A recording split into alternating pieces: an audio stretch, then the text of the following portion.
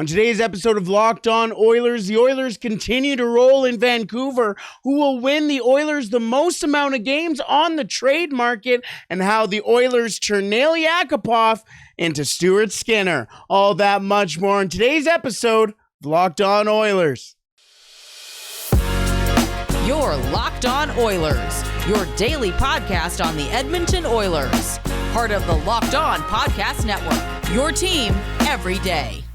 Hello and welcome back to Locked On Oilers podcast. I am your host and former Oilers game day producer, Brett Holden. On today's episode, we're going to start off with the massive win for the Edmonton Oilers over the Vancouver Canucks as they win their sixth straight against the Canucks. As there were a lot of headlines heading into that one, not so much on the Edmonton Oilers. We will talk about that one in just a second, but also on today's episode, as the trade deadline slowly approaches and the Edmonton Oilers are starting to get on this run, do the Edmonton Oilers still need help, and who will win the Edmonton Oilers the most amount of games on the trade market? We will talk about that in just a little later on. Not in a second. That will be in the second period of today's episode. And to wrap up today's episode, how the Edmonton Oilers turn Nail Yakupov into Stuart Skinner. Yes, an unlikely turn of events. All that and much more on today's episode of Locked On Oilers. Thank you for making Locked On Oilers your first listen every day. We are free and available wherever you find your podcast. Today's episode is brought to you by FanDuel Sportsbook, official sportsbook of Locked On. Make every moment more. Visit FanDuel.com/LockedOn today to get started. Where we are going to get started today, though, is with the Edmonton Oilers and the Vancouver Canucks, as Hockey Day in Canada wrapped up with a very headline-filled matchup between the Edmonton Oilers and the Vancouver Canucks. The Edmonton Oilers heading into that one looking for their sixth straight victory, the fourth of those six coming on the road. Had to do some quick mental math there. The fourth of which coming on the road for the Edmonton Oilers, where the Vancouver Canucks were going into that game knowing that it was going to be Bruce Boudreau's final game behind the bench. An emotional game. An emotional game, especially for the Vancouver Canucks fans and especially for Vancouver Canucks players, as even Tyler Myers, the game before, said that, you know what, the Vancouver Canucks felt it against the Colorado Avalanche. They felt the fans, they felt the whole situation get to them, and it was no different between the Edmonton Oilers and the Vancouver Canucks. The Canucks did start off with a very good start, lots of shots, very good cycles in their own end, and started on time, but it only took one shot for the Edmonton Oilers, and more specifically Connor McDavid, to score and open the scoring in this one. Connor McDavid's 40th goal, yes, 40th goal of the season. He is the fastest player to 40 goals since 1999. Think about how long 1999 was. Yes, I was born before that, and I know some of you may think that I have the young brain, but I was born before then. 24 years ago was the last time a player scored 40 goals this quick. That player being a Vancouver Canuck, Pavel Bure. Yes, Pavel Bure, the last player to score 50 goals that quick in the NHL. Very impressive company for the Edmonton Oilers, Connor McDavid. Connor McDavid did chip in an assist in that one. He has 88 points on the year. Now, the Edmonton Oilers would get to a 3-goal lead in this one, kind of putting it out of reach for the Edmonton Oilers. They were up 3-0. In this game, and this kind of goes hand in hand with how the Edmonton Oilers have been winning their games. Scoring first, keeping the pedal on the metal, and not letting the other team into the game, while also giving support for the goaltender in the net. For 5 of the 6 games, it had been Jack Campbell. For this game against the Vancouver Canucks, it was Stuart Skinner. 27 saves on 29 shots towards him. A very, very good return game for Stuart Skinner for his first game in almost over a week. For his first game since the Monday game against the Los Angeles Kings. Actually, it was over a week, was it not? It would have been. That's a big game for Stuart Skinner. That's a big game for the Edmonton Oilers. Now, the usual suspects for the Oilers did show up in this one on the score sheet, as Zach Hyman scoring a goal, 3 assists, getting a point on all 4 goals for the Edmonton Oilers, was also announced as the first star of the week in the NHL this week.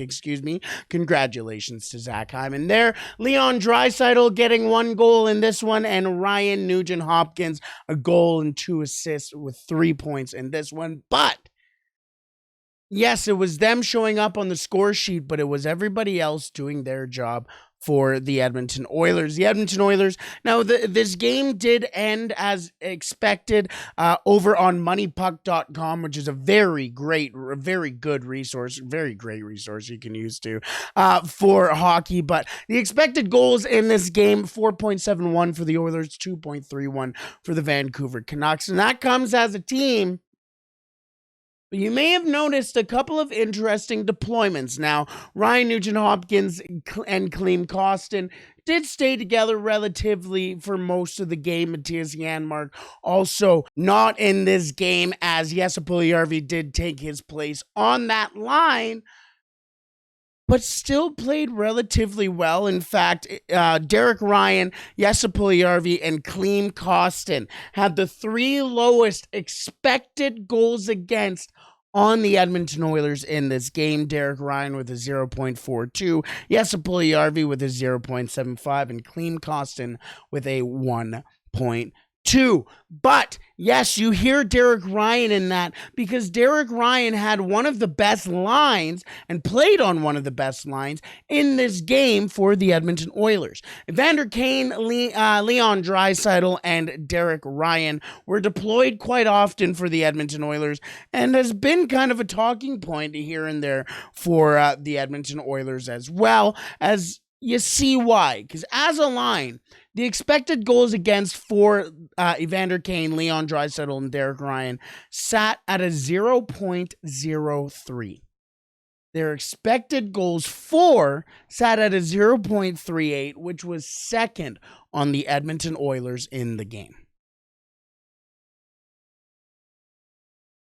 Now, you don't expect Derek Ryan to be mentioned in offensive deployment, but he has played really well playing with Leon Draisaitl and adding a little bit of grit with Evander Kane, who can also play in his own end. In fact, Evander Kane was 4th on that list in expected goals against individually with Derek Ryan, Jesse Puljujärvi, and Klim Kostin. He was 4th on that list there. Now, an interesting line that was also deployed for the Edmonton Oilers. Now, the Oilers did go 11-7 once again in this game. So Ryan Nugent-Hopkins and Klim Kostin were paired up, but Nugent-Hopkins did get an interesting deployment with Connor McDavid and Zach Hyman. We mentioned that the Kane, Draisaitl, and Ryan line were second in expected goals for. Hyman, McDavid, and Nugent-Hopkins were first with 0.99. The Edmonton Oilers have been deploying the lines in very interesting ways in this 6-game win streak, and we see why, because they have so many different abilities playing together. And all those players have chemistry. There's a difference between having the way that guys like Todd McClellan and Dave Tippett would then all of a sudden change the lines for the Edmonton Oilers, and all of a sudden you don't have chemistry with players because you're running a 12-6 system, and all throughout the week or all throughout practice the last couple of days, you've only ran those lines. Now all of a sudden the things aren't going right, and then the lines are all jumbled up, and you're playing with people you haven't played with in maybe 5 weeks, and maybe if ever. But here, with the system that Jay Woodcroft has, each of these players have some sort of familiarity with each other, creating chemistry and creating great lines. Really like the deployment from the Edmonton Oilers in this one. A mature third period. And yes, the Edmonton Oilers did lead 3-0 and would go on to win the game 4-2 with an empty netter. But a big game nonetheless for the Edmonton Oilers as they look to improve and to a 7-game win streak on Wednesday when the Columbus Blue Jackets come to town from Calgary and Johnny Gaudreau returns to Edmonton as not a Calgary Flame, but a Columbus Blue Jacket. We will talk about that game tomorrow. But what we're going to move on to is, yes, more trade talks. The Edmonton Oilers have been better over these last 6 games. You can even kind of throw the Los Angeles Kings game in as a little bit of a turning point for the Edmonton Oilers. But how does that change the Edmonton Oilers' approach to trading for a defenseman and who will win them the most amount of games? We will talk about that in just a second, but first, today's episode is brought to you by Athletic Greens. Our next partner has a product I use literally every day. I started using AG1 because I wanted something that optimized my immune system, bettered my gut health, and I didn't want to do that using a whole bunch of different pills and vitamins with a supplement that actually tastes great. And that's exactly what I get with AG1. So what is this stuff? With one delicious scoop of AG1, you're absorbing 75 high-quality vitamins, minerals, whole food source superfoods, probiotics, and adaptogens to help you start your day right. This special blend of ingredients supports your gut health, your nervous system, your immune system, your energy, your recovery, your focus, your aging, all of the things. All while still being lifestyle friendly. Whether you eat keto, paleo, vegan, dairy-free, or gluten-free, it is all good for you. Plus, it contains less than 1 gram of sugar, no GMOs, no nasty chemicals, no artificial anything, all while still tasting great. Plus, it costs less than $3 a day. You're investing in your health, and it's cheaper than your cold brew habit. Athletic Greens has over 7,000 5-star reviews and is recommended by professional athletes. Right now, it's time to reclaim your health and arm your immune system with convenient daily nutrition. It's just 1 scoop in a cup of water every day. That is it. No need for a million different pills and supplements to look out for your health.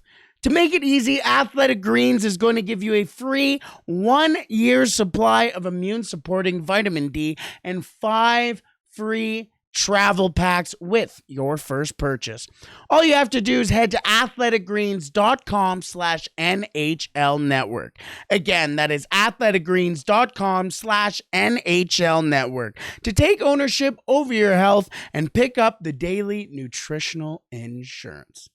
Alrighty, let's get into some trade talk. Now, The Athletic has a little bit of a fun feature that they're going to be updating every Monday, I believe I read.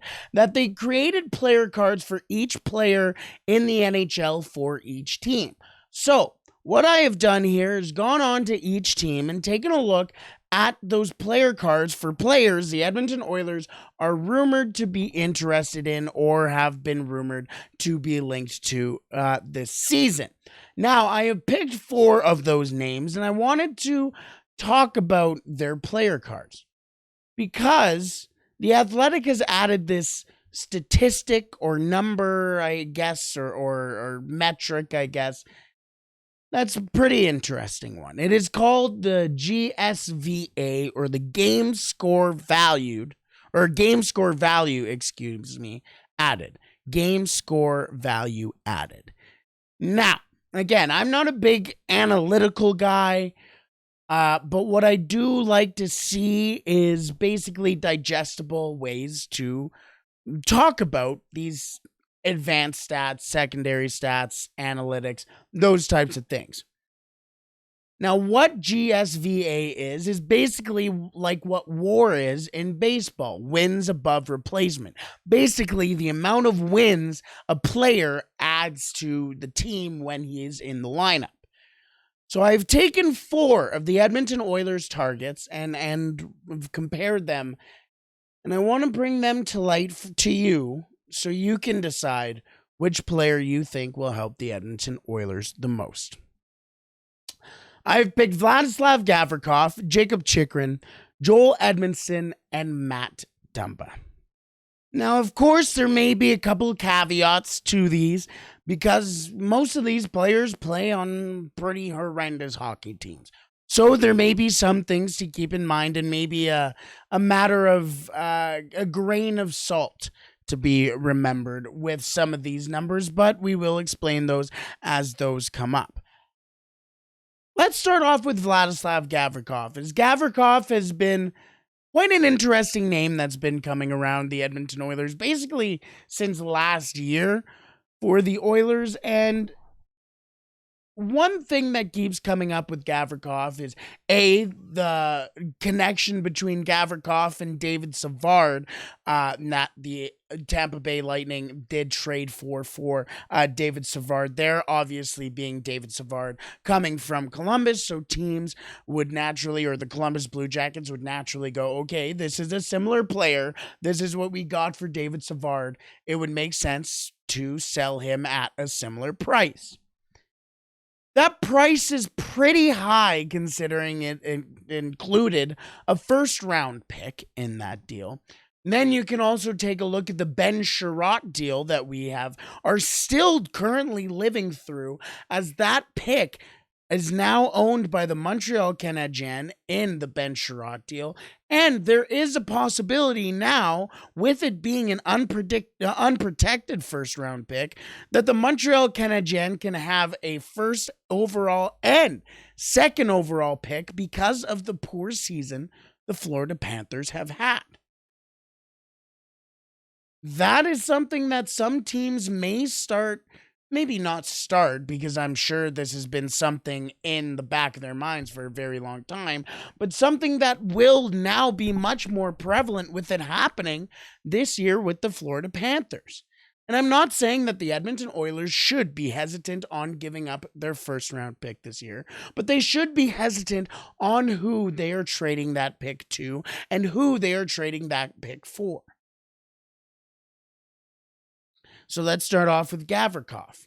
Because with these player cards, what they do is they show you the percentile these players are better at, or at least are getting more of in the NHL, especially at their position. So Gavrikov is getting 80%, is in the 80 percentile, of ice time amongst defensemen in the NHL. Now, he is also being used mostly defensively, or at least in defensive positions or defensive situations. And with that, he is in the 6th percentile in defensive plus minus. The 6th percentile. That means his numbers are better than 6% of the NHL. That's not very good. That is maybe third pairing type stuff. Then you get to his points, which is a little more salvageable, especially for a player who is not offensively inclined at all. His goals is 43rd percentile. His assists is 42nd percentile, and so is his points. Again, considering he's a defensive defenseman, those are okay numbers. But I led this whole segment off with the games, or the GSVA, the games score, the WAR, essentially. Gavrikov sits at a 14th percentile, or at the 14th percentile in GSVA, with a minus 0.8, and is slated for an even -1 GSVA this season. He's on pace for a negative GSVA this year. That means he has cost the Columbus Blue Jackets a game already this year, basically. He has cost them. He's not letting or winning hockey games for the Columbus Blue Jackets. Now, remember that caveat that we started off with for the start of this. Most of these players are playing on pretty bad teams, and the Columbus Blue Jackets just lost, as we spoke, in overtime. They are the worst team in the NHL by points. That is not by my opinion. So they are on a bad team. And Gavrikov, when you take a look at the rest of the team, is in the middle of the pack. Zach Werenski is out for the rest of the year for the Columbus Blue Jackets, and he has the best on-pace GSVA at a 1.7. Then comes Adam Boquist at a 0.0 for the Columbus Blue Jackets. And then comes Jake Bean for the Columbus Blue Jackets. After Jake Bean is Vladislav Gavrikov. So essentially, with Werenski's injury, Gavrikov would sit third on the Columbus Blue Jackets in GSVA. For a guy who's getting top pairing numbers, that's not good enough. Or top pairing time, I should say. Especially considering he is being used, in ice time, or has the 80th percentile in ice time in the NHL. Is that really worth a first round pick? No, I wouldn't say so. Now, the interesting thing is Daily Faceoff said with Vladislav Gavrikov, yes, I gave you those two trades earlier on with David Savard and Ben Sherratt as examples, but Daily Faceoff also used the Brett Kulak trade from last year as a potential comparable for a trade as well if the price does come lower for other teams, which I will remind you was William Lagesson and a second round pick that turned into Lane Hudson. At the time, a lot of people were going, a second round pick and William Lagesson? I almost called him William Karlsson. And William Lagesson? What? I was one of those people. I was going, why would you toss in Lagesson too? And when he's doing basically the exact same job that Kulak's going to be doing. Well, one's in the NHL right now and one isn't. But that's starting to look, that would be more of a price that I would pay for Vladislav Gavrikov. Now, I say that because there are three other defensemen on here. One of them is just out of this world when it comes to these numbers, but two with a little bit more of maybe comparable to Gavrikov, but more of a price tag to them as well, at least one that has been reported on. The first one is Joel Edmondson. As Joel Edmondson has been reported to be worth, or at least a price tag to be worth, a first round pick and a prospect. To which I say, excuse me? Joel Edmondson? And then you take a look at his player card and you go, excuse me? A prospect and a first rounder? For what? For what?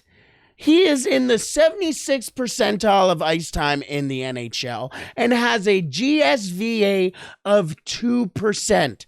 2%. He is better than 2% of the NHL in this war type stat for the NHL. He has a minus 1.6 GSVA right now and is on pace for a minus 2.3. He is on pace to cost his hockey team 2.3 games. Now, again, there's the caveat of them playing on really bad teams, and the Montreal Canadiens have lost Cole Caulfield, have gone through a bunch of injuries, and are basically now in another portion of their rebuild year, in a year that kind of started off a little more positive. He has the worst GSVA on the team. On the team.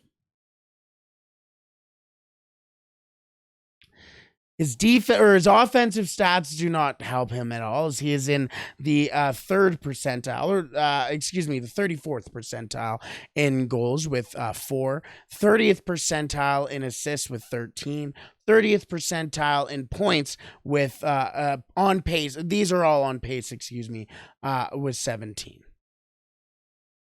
Joel Edmondson, they also tracked the market value of these players and how much of a change between how much money they're actually making and their actual market value. Joel Edmondson has a market value change of minus $8.9 million and has a league value or a market value of league minimum. Please explain to me why a player who is in not the first percentile, but the 0 percentile, he is the single worst player in the NHL when it comes to defensive plus minus in the NHL. The worst, and is on pace for minus 43.2 defensive plus minus. And has been rumored to be at a trade value of a first-round pick and a prospect. Get out of here. If the Edmonton Oilers trade for Joel Edmondson, the Edmonton Oilers become worse. Vincent Desharnais does a better job in the NHL than Joel Edmondson does. I'm sorry, and it may be a relatively rash reaction, but these numbers don't lie. Those are horrendous. When it comes to Matt Dumba, a little bit more stomachable or palatable, digestible, whatever you want to say. He does have a market value change of $1.6 million.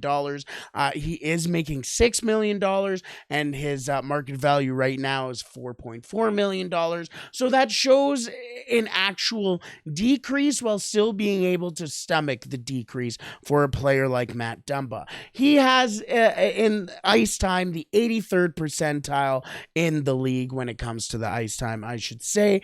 71st percentile in goals for defensemen. He has 4 this year and is on pace for 8. With the assists, he's in the 45th percentile with 8 assists this year, on pace for 18. And in the 51st percentile when it comes to points with 12, on pace for 26 within defensemen. Now, my big number here that we are paying attention to is the best number amongst the 2 defensemen or the 3 defensemen that we've talked about so far, and not better than the one that we will talk about that I think is actually worth a first-round pick. But Matt Dumba, I think, is worth a first-round pick, as he is in the 64th percentile when it comes to GSVA with a 0.6 right now and is on pace for an even 1. So he is winning games for his team, as opposed to Joel Edmondson and Vladislav Gavrikov. He is also in the 55 percentile or the 55th percentile in expected goals, is Matt Dumba. You can't remember the offensive upside Matt Dumba also has. But speaking of offensive upside, there is a guy that the Edmonton Oilers are targeting that is in the 91st percentile in ice time, 91st percentile in goals, or GSVA, 99th percentile in goals, 96th percentile in assists, 98th percentile in points, and is in the 100th percentile in expected goals. Yes, a defenseman in all of those numbers. Jakob Chychrun, who has upped his market value by $4 million and is up to an 8.6, while also being in the 55th percentile in defensive plus minus on one of the worst teams in the NHL. I know a lot of people go, the Edmonton Oilers have the exact same defenseman in Jakob Chychrun like 3 times. And you know what? With the rise and play of Philip Broberg and Evan Bouchard, I hear what you're saying. I can see Philip Broberg, and I've heard a lot of people saying that A, Philip Broberg and Dylan Holloway have become untouchable for the Edmonton Oilers, but B, that Philip Broberg can be as good, if not better, than Jakob Chychrun is right now by the end of the season. And we have seen that development so far these last couple of games that can support that argument. But his numbers do not look like this, and Jakob Chychrun is winning games for the Arizona Coyotes, for a team who doesn't want to win games. As mentioned, he is in the 91st percentile in the GSVA. Right now, he has won 1.1 games for the Coyotes since his return from injury and is on pace for 2.4. 2.4 wins for the Arizona Coyotes, thanks to Jakob Chychrun. That's a player that's worth a first-round pick. That is a player who is going to be winning games for the Edmonton Oilers. And if the Edmonton Oilers are going to sell off their first-round pick, it better be for Jakob Chychrun or Matt Dumba. If it's for Gavrikov or for Joel Edmondson, I may be sick to my stomach. I'll understand Gavrikov more than Joel Edmondson, but I will still be mad. So the standings, I guess, goes Chychrun, Dumba, Gavrikov, and then Edmondson. What do you think? What do you want to see the Edmonton Oilers do? Either way, speaking of trades that have changed the entire complexion of the Edmonton Oilers, we're going to talk about one of those in just a second. But first, today's episode is brought to you by FanDuel. The NFL playoffs are here, and we are really excited about our new sports betting partner for Locked On, because they are the #1 sportsbook in America, FanDuel. And if you're new to FanDuel, that's even better. They have so many great features that make betting on sports fun and easy. New customers, join today and get started with $150 in free bets guaranteed when you place your first $5 bet. Just sign up at FanDuel.com/lockedon. FanDuel has your favorite bets from the money line to point spreads to player props. Plus, you can even combine your bets for a chance at a bigger payout with the same game parlay. Now, it is the playoffs, as I mentioned, and there are some pretty interesting lines heading into the conference finals. We have the San Francisco 49ers and the Philadelphia Eagles on one side, and the Cincinnati Bengals and the Chiefs. Let's be real. We all want a Joe Shiesty and a Brock Purdy Super Bowl, and those lines are interesting. The 49ers coming into their matchup against the Eagles as underdogs on the money line, plus 124, where the Cincinnati Bengals are coming in as the favorites at minus 126. That would be a pretty interesting parlay, if you ask me. Either way, it's all on an app that is safe, secure, and super easy to use. So, football fans, don't miss out. Place your first $5 bet and get $150 in free bets, win or lose, at FanDuel.com/lockedon. Make every moment more with FanDuel, the official sportsbook of the NFL. Alrighty, let's wrap up today's episode with a little bit of a story, as I have, as mentioned, a story for you. This story starts back in 2012, on a faithful summer night in 2012, when the Edmonton Oilers stepped up to the podium and had a big decision in front of them at the NHL draft, deciding whether or not they were going to select this young stud defenseman from Everett by the name of Ryan Murray, or this Sarnia Sting spark plug in Nail Yakupov. The Edmonton Oilers step up to the podium, and with the first overall selection in the 2012 NHL draft, the Edmonton Oilers are proud to select in the Sarnia Sting, Nail Yakupov. And so began the story of one of the craziest first overall picks in hockey history. But one chapter that people seem to gloss over is how Nail Yakupov turned into Stuart Skinner for the Edmonton Oilers. Yes, Stuart Skinner. Because while the Edmonton Oilers were fighting with, are we going to keep Nail Yakupov or are we going to send him away?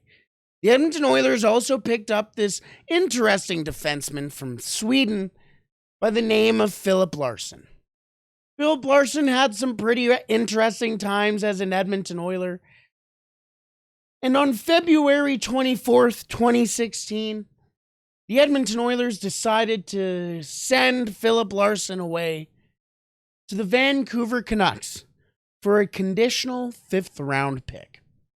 Now, the condition on that 5th round pick was that Philip Larsen would maintain a 0.3 points per game average as a Vancouver Canuck, and if he did, it would become a 4th round pick. However, Philip Larsen couldn't keep up with a 0.3 points per game total, and that pick stayed as a 5th round pick.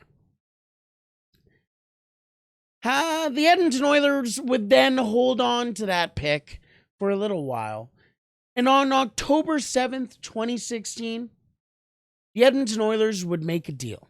Starting off the new year, sending that first overall pick in 2012, Nail Yakupov, to the St. Louis Blues for Zachary Pachiro and a 2017 conditional 3rd round pick.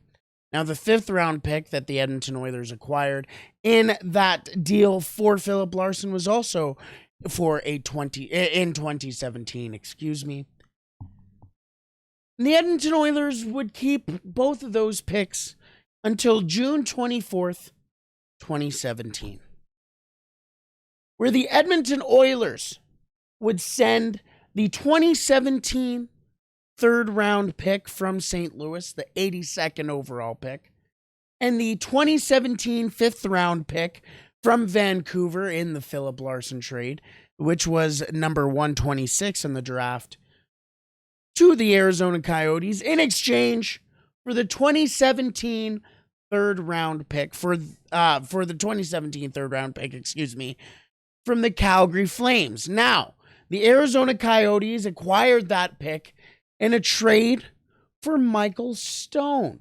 The Arizona Coyotes traded Michael Stone, for a 2017 3rd round pick that would then be sent off to the Edmonton Oilers, and the 2018 5th round pick, a conditional 5th round pick, which turned into Akira Schmidt, and that pick was traded for Scott Wedgwood. Now, to get back to the draft day deal, the Edmonton Oilers sending that 2017 3rd and 2017 5th in exchange for that 2017 3rd round pick. That 2017 3rd round pick would be the 78th overall selection in the 2017 draft. And with the 78th overall pick in the 2017 draft, the Edmonton Oilers came over the microphone and said, with the 78th overall pick, the Edmonton Oilers are proud to select from the Lethbridge Hurricanes goaltender Stuart Skinner. On that date, the Edmonton Oilers and the official trade turned into Stuart Skinner for Cameron Crotty and Michael Carroll. Cam Crotty and Michael Carroll have a combined 0 games played in the NHL. Both are currently playing in the AHL, one with the Tucson Roadrunners, the other with the Texas Rangers, not the Texas Rangers, the Texas Stars. That would be impressive if he was playing for the Texas Rangers, but he's not.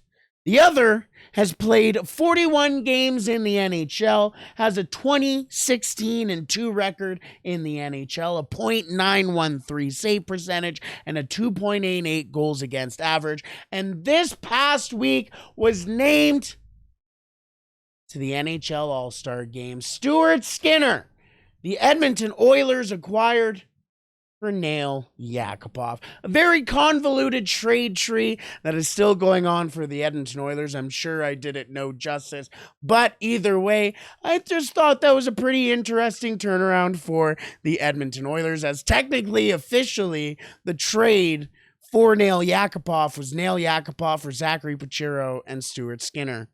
Pretty interesting to me.